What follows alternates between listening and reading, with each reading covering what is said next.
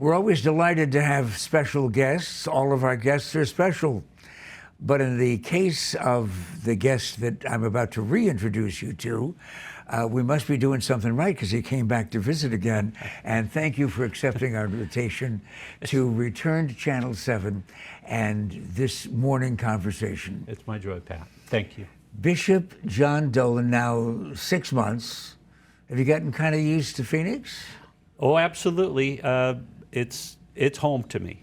There's no doubt about it. Come back in August and tell me how much fun you're having, particularly for a San Diego kid, having spent virtually all of your life in San 60 Diego. years, yes. I ask you now about difficulties going on in the diocese. San Diego Diocese possibly declaring bankruptcy. Explain that.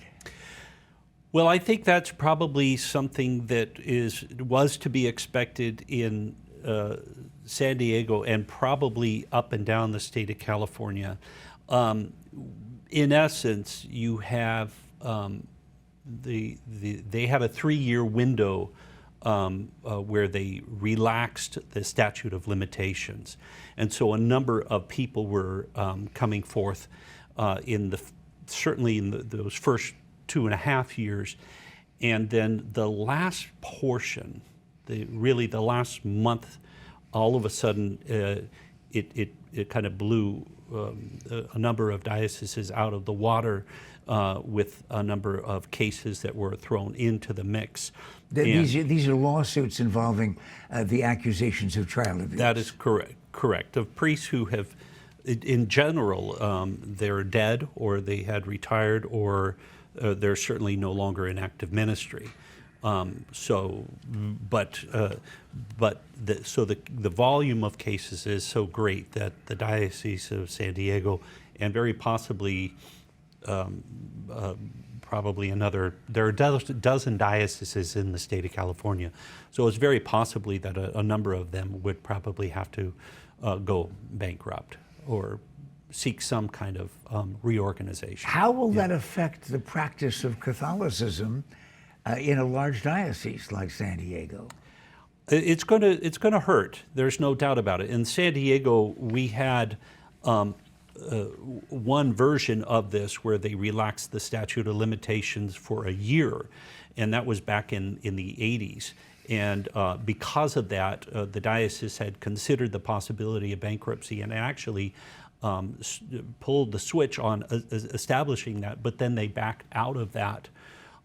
In some ways, it probably would have been better if we hadn't, but who knows? But as it is, that's where we are again. So once they relaxed that for a period of 3 years, we just saw this mass volume, and virtually anyone could throw their name in, and they did. So we don't know. It's going to be hard to vet all of the number of cases, and so as a result, it's easier for us to just go through the process of bankruptcy, or I should say San Diego. You were born into an Irish Catholic family. Born and raised. Well, you've certainly seen a number of changes, as have I, born into an Irish Catholic family. Right.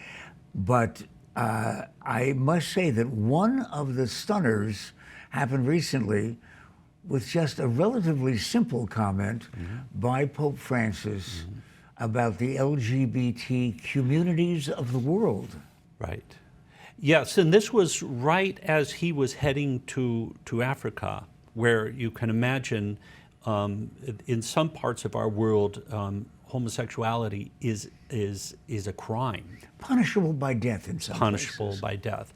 And so in anticipation of his trip to Africa, in certain parts of Africa, he wanted to send the message that homosexuality should not be treated as a crime. And we might focus on the activity of homosexuality or any sex outside of marriage as a sin, but it isn't a crime, if that makes sense. Yeah. But the changes have been fairly rapid, particularly considering the tortoise-like movement of changes in the church. Right. Let me ask you then, because of course, obviously for you, having become the bishop of the Diocese of Phoenix, there's hardly anything bigger than that other than becoming a cardinal. And if you're a cardinal, you are asked to make some major change in various elements of the church. So tell me right now what you would like to see as any change in any facet of the church.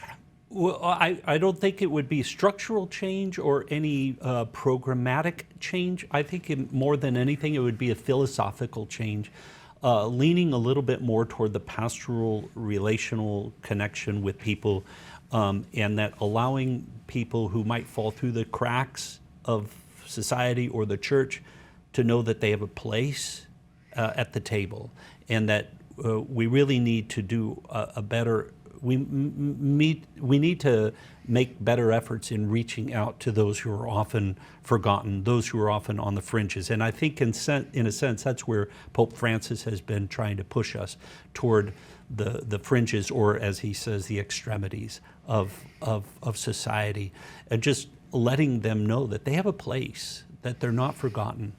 And I think, sadly, in many ways, people, morally or economically or culturally, that they're often forgotten. And Pope Francis is trying to say, let's get beyond our comfort zone and reach out to our brothers and sisters who are often forgotten. The last time that you visited, you accepted our invitation to come back. Yes. That invitation is extended once again. Okay. And of course to you too, but you probably shouldn't even go away. Bishop John Dolan, and I'm Pat McMahon, I hope.